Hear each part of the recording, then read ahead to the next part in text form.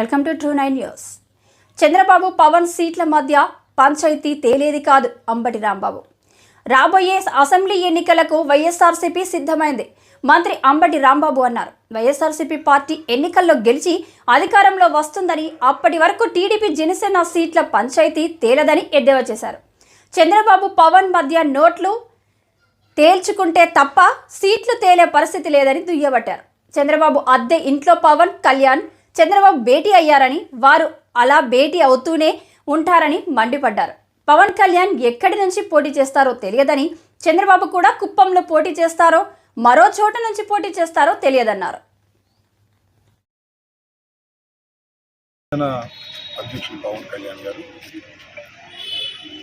అలాగే తెలుగుదేశం పార్టీ జాతీయ అధ్యక్షులు చంద్రబాబు నాయుడు గారు, చంద్రబాబు నాయుడు గారి అద్దె ఇంట్లో, అద్దెలోనా పంతుల్లా లింగమనేని వారి ఇంట్లో సమావేశం అయ్యారు, భేటీ అయ్యారు. వాళ్ళు భేటీ అవుతూనే ఉంటారు. నా చిన్నప్పటి నుంచి భేటీ అవుతూనే ఉన్నారు. కానీ ఏది తేలదు, అవ్వదు. అసలు పవన్ కళ్యాణ్ అనే నాయకుడు ఎక్కడి నుంచి పోటీ చేస్తాడని తెలుసుకోగలిగారా?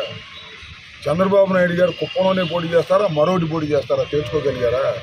అది తేలేది కాదు, మునిగేది కాదు. ఈ లోపల మేము సిద్ధమయ్యాం. యుద్ధం కూడా అయిపోతుంది. వైఎస్ఆర్ కాంగ్రెస్ పార్టీ గెలిచి అధికారంలోకి వస్తుంది. అప్పుడు దాకా వీళ్ళు సీట్లు తేల్చుకోలేరు. సీట్ల కన్నా ముందు వీళ్ళు నోట్లు తేల్చుకోవాలి. పవన్ కళ్యాణ్ గారు నోట్లు తేల్చుకుంటే తప్ప సీట్లు తేలనటువంటి పరిస్థితి అనే విషయాన్ని దయచేసి గమనించండి. పవన్ కళ్యాణ్ నమ్ముకున్న వాళ్ళు కుక్క తోక పట్టుకొని గోదావరి ఈదినట్టు అవుతుంది. ఆయనకి ముష్టి సీట్లు ఏవో ఇస్తారు, 3, 30, 25 ఇస్తారు.